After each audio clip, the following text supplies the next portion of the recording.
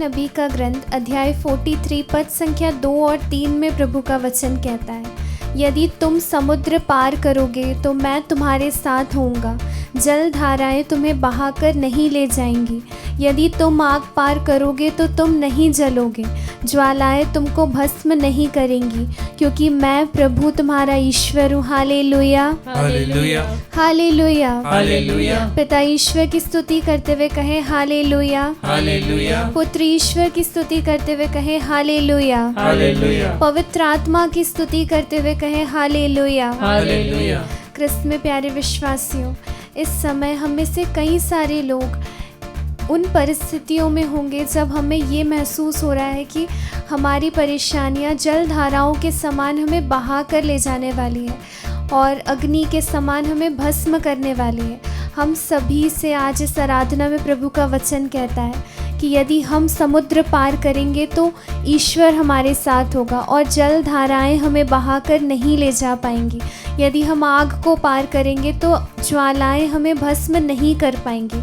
आइए हम उसी ईश्वर की जो सभी परेशानियों में, दुख तकलीफ़ों में हमारे साथ सहने के लिए तैयार है, आइए हम उसी ईश्वर की स्तुति करते हुए कहें हालेलुया, हालेलुया, हालेलुया, हालेलुया। प्रभु का पवित्र वचन यशायाह नबी के ग्रंथ अध्याय 41 पद संख्या 10 में कहता है, डरो मत, मैं तुम्हारे साथ हूँ, चिंता मत करो, मैं तुम्हारा ईश्वर हूँ, मैं तुम्हें शक्ति प्रदान कर तुम्हारी सहायता करूँगा, मैं अपने विजय दाहिने हाथ से तुम्हें संभालूंगा। Hallelujah, hallelujah.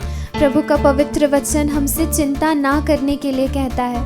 हम में से कई सारे लोग इस समय परेशानियों में हैं, दुख तकलीफ़ों में हैं, बीमारियों में हैं और कई सारी ऐसी बातों में फंसे हुए हैं जो हमें दुख तकलीफ़ देती है, जो हमें दर्द पहुंचाती है। आइए हम उन सभी चीज़ों को प्रभु के हाथों में समर्पित करें। प्रभु का वचन हमसे वादा करता है कि वह हमारा हाथ पकड़कर हमें चलाएगा, वह अपने हाथों में हमें संभाल लेगा और दुख तकलीफ़ें, संकट, अग्नि, ज्वालाएं कुछ भी नहीं बिगाड़ पाएंगी।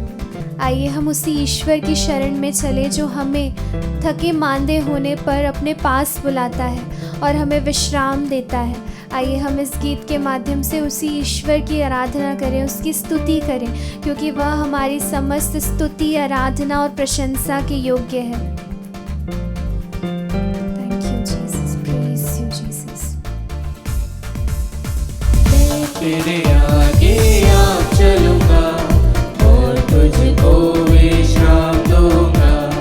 मैं तेरे आगे आप चलूंगा और तुझको विश्राम दूंगा। चिंता न करो, भय न करो, हाथ पकड़ कर तुझे मैं चलाऊंगा। चिंता न करो, भय न करो, हाथ पकड़ कर तुझे मैं चलाऊंगा। उसकी आराधना हो। मैं तेरे आगे आप आगे चलने वाला ईश्वर, हमारा मार्गदर्शन करने वाला ईश्वर। विश्राम दूंगा। मैं तेरे आगे आप चलूंगा, स्तुति करते हैं, आराधना करते हैं। विश्राम दूंगा।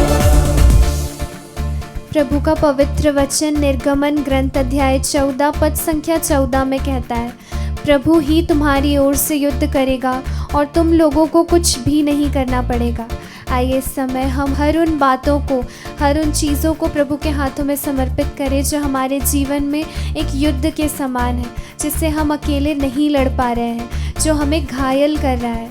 आइए हम प्रभु से कहें कि प्रभु हम असमर्थ हैं, परंतु हमारी कमज़ोरियों में अपना सामर्थ्य प्रकट कीजिए और हमारे इस युद्ध को आप हमारी जगह लड़िए और हमें स्थिर रहने का बल प्रदान कीजिए।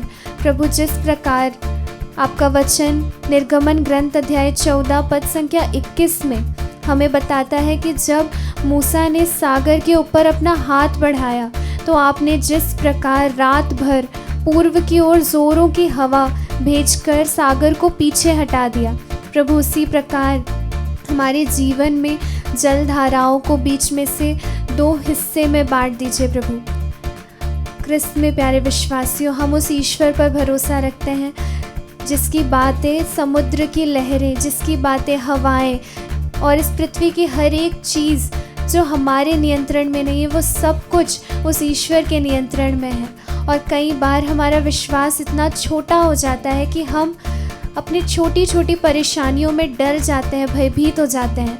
आइए हम उसी ईश्वर की स्तुति करते हुए इस समय अपने विश्वास को प्रभु पर स्थिर रखें, क्योंकि वह प्रभु सागर को 2 हिस्से में बांटने वाला ईश्वर है। जिस प्रकार जब इस्राएली अपनी पूरी आशा खो देते हैं, तब प्रभु अपना सामर्थ्य प्रकट करते हुए समुद्र को 2 हिस्से में बांटकर जिस जगह से कोई रास्ता नहीं निकलता था, वहाँ रास्ता निकालता है।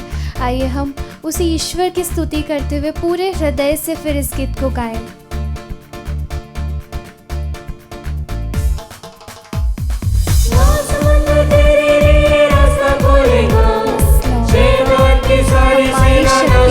प्रभु तेरे सामर्थ्य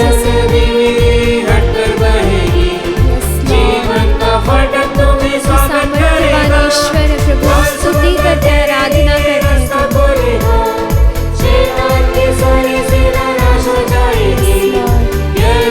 अंधकार की शक्ति जिस ईश्वर के सामने झुकती है, उसकी पूरी शक्ति से आराधना कीजिए। Jesus, praise the Lord। पिता ईश्वर की स्तुति, पिता ईश्वर को धन्यवाद। पवित्र आत्मा की स्तुति, पवित्र आत्मा को धन्यवाद। और तुझको मैं श्राप दूंगा। निर्गमन ग्रंथ अध्याय 15 पद संख्या 8 में प्रभु का वचन कहता है, तेरी एक ही सांस में पानी थम गया, जलधारा दीवार की तरह खड़ी हो गई और समुद्र की लहरें बर्फ की तरह जम गई। क्रिस्त में प्यारे विश्वासियों, हमारे जीवन की कोई भी परेशानी, कोई भी बीमारी उस ईश्वर से बड़ी नहीं, जिसकी बातें संसार की हर एक चीज़ मानती है। इस पूरे संसार का सृष्टिकर्ता, इस समस्त सृष्टि का राजा, वो ईश्वर आज हमारे सामने उपस्थित है। आज हम अपनी हर एक चीज़ों के द्वारा, हर एक बातों के द्वारा, यह कितना उचित है कि हम अपने विचारों के द्वारा भी उस राजाधिराज ईश्वर की स्तुति करें, उसकी आराधना करें। वचन स्तोत्र ग्रंथ अध्याय 91 पद संख्या 9 और 10 में कहता है, क्योंकि प्रभु तुम्हारा आश्रय है, तुमने सर्वोच्च ईश्वर को अपना शरण स्थान बनाया है, तुम्हारा कोई अनिष्ट नहीं होगा और महामारी तुम्हारे घर के निकट नहीं आएगी।